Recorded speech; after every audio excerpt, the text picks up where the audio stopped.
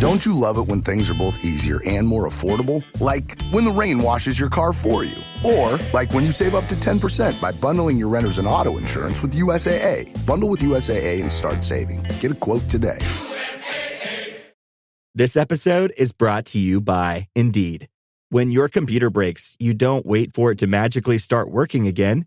You fix the problem. So why wait to hire the people your company desperately needs? Use Indeed's sponsored jobs to hire top talent fast. And even better, you only pay for results. There's no need to wait. Speed up your hiring with a $75 sponsored job credit at Indeed.com/podcast. Terms and conditions apply.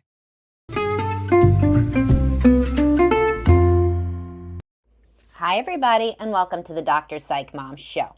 Today, I'm going to talk about walking on eggshells, which is something that many people say that they have to do in their relationships. And what does this mean for the person who does it and the person that is ostensibly causing the other person to walk on eggshells?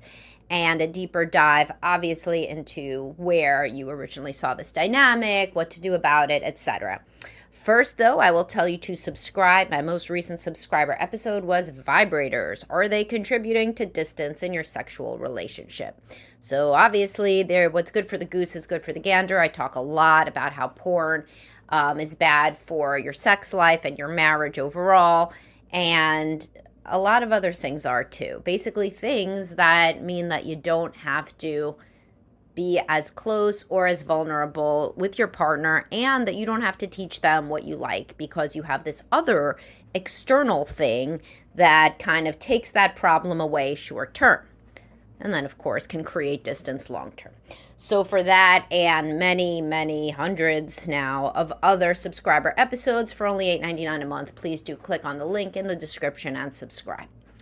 Okay, so walking on eggshells, there's even a book, Stop Walking on Eggshells, about when your partner has borderline personality disorder. So let's talk about the sorts of issues that lead to a partner saying this. Certainly depression, which can manifest as irritability and rejection sensitivity in both genders. Particularly men get very angry when depressed, women get more tearful, but women can get angry and rageful as well. And anxiety. If a partner has anxiety, then you're usually walking on eggshells not to worry them, not to do anything that they're going to tell you is wrong. There's a lot of rigid things that they believe and routines that they have, and you're always trying not to disrupt them because they're going to freak out and say, oh my God, why'd you do that? Why'd you do that? Often in front of the children, reprimand you, and so it seems easier to just keep the peace and be quiet. As I said, there's a book about Stop Walking on Eggshells that specifically discusses people with borderline personality disorder. When you are very moody, volatile, these are people who were traumatized in their family of origin, and now they are hypervigilant for any potential rejection or perceived abandonment. And so these are the people where you can easily trigger them when they don't feel that you love them or you care for them or you prioritize them, or you take time to do something for yourself and then they think that that means that you don't love them. So people who have a partner with borderline personality are frequently walking on eggshells to the point that, there is a book about it.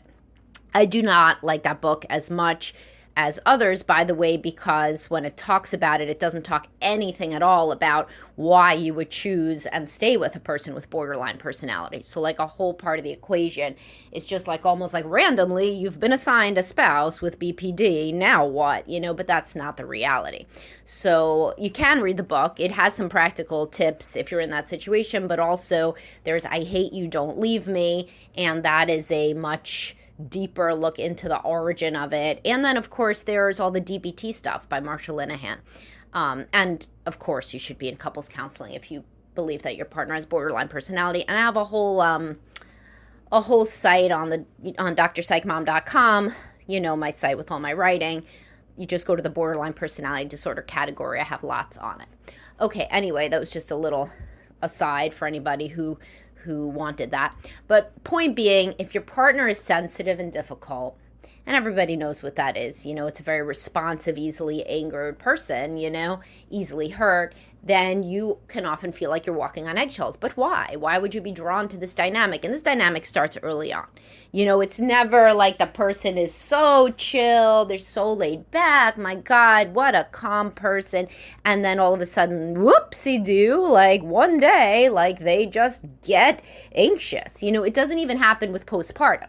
So there's postpartum depression and anxiety, but there's always like kind of an anxious or depressive person before that. You just don't know because you're not looking at it, like you're not a psychologist, you're not a therapist. So for you, it may seem like your wife had a baby and then from then on she was phobic of germs and super anxious and super rigid. But I bet you dollars to donuts that if you looked at her with a therapist, you're like, oh, what were some red flags? Like that she was anxious. You'd be like, oh, well, we had to leave the house at the same time all the time. And she color coded her fucking clothes. And like, everything always had to be a certain way. So, why would you be drawn to a difficult person? Well, say it with me, right? You should know by now. Because you had a difficult parent and you observed this dynamic between your parents, or you had to be this person that was always soothing the difficult person in your family. So then you were the parentified child. So, your mother would freak out about something and you were there to soothe and walk on eggshells, right? Your parent was an alcoholic. And so then you always had to walk on eggshells because then when they're drunk, they're very volatile and you don't want to catch any shit. So you sneak around and you tiptoe around instead of talking to them. Oh, and that is, by the way, another sort of partner where you have to walk on eggshells. A very big category is people using substances. People who are drinking or on drugs, they are obviously very reactive and they are not in their right mind. So then you, as the partner, start to be very self-protective and not try not to be around them and try not to upset them. But again, and you may know this more now that I use the lingo with an addict, right? But a codependent person gets into this dynamic. A person who feels that their role in the world is to take care of and soothe a difficult person, and they have low self-esteem. They saw this dynamic either between their parents or, as I said, they were the person who did this with a parent, and then they are replicating it now. So instead of setting boundaries like a securely attached person would, they are in fact, and they often, by the way, they can be either the preoccupied or the avoidant partner, and often the fearful avoidant. They are both fearful avoidant in this sort of dynamic, right? Because this is two people who don't trust. They don't trust that a relationship's supposed to be easy. They're always on guard. And so if you're walking on eggshells and you're the avoidant partner, you just withdraw and withdraw and withdraw. And of course that makes everything worse because then your partner, who periodically explodes or is difficult, they feel deep shame and they know that they're pushing you away, but it feels like impossible to get you back. And the whole thing seems like very shameful. Like I'll get a lot of couples in therapy where, they're like have this tacit thing where they don't talk about how bad it gets during fights, which of course you should, right? Because you're there to be honest. And I have a whole podcast when you have implicit rules about what you can and can't share in couples counseling that really impedes progress. But of course it's understandable, and hopefully over time you open up with the therapist. But anywho, so what happens is like the woman will, let's say, freak out and start yelling and crying like a couple times a week or, wouldn't even have to be that much, like to really yell and cry, like threaten suicide. That's a borderline personality thing more. And it's like they won't mention that. She's so ashamed of it. And then he like has this like tacit kind of agreement not to make her look too crazy. But then when they're alone, he'll like say that. He'll be, like when he's pushed to the max and he's not walking on eggshells anymore, he'll say like, you're acting so crazy. And of course that makes everything worse, etc. And of course, the same thing happens with men too. Or like he'll punch a wall or he'll kick something or do something more violent. And then she'll like not mention it. But then she'll say things like, I could never trust somebody again who did something like that. And then he feels this deep welling up of shame, of course, and then feels almost like it's hopeless because she's never going to love him again anyway. And then this is how and the same as that's how the woman feels when she does stuff like that. And then the shame perpetuates the dysfunction because shame thrives in secrecy. So the best thing to do is to get in with a couples counselor, right? and talk about these things so that it can be normalized. Yes, people have bad fights, but you can work on that. That is something that you can fix. Like, people change dynamics like that all the time. You know, I mean, that's real. Like, as people mature, they grow, they get off substances, they go into therapy, they learn more about themselves and what healthy relationships are. Their children grow older and they have some kind of epiphany that their kids are scared of the dynamic in the house. You know, people change. They really can. You can change this dynamic.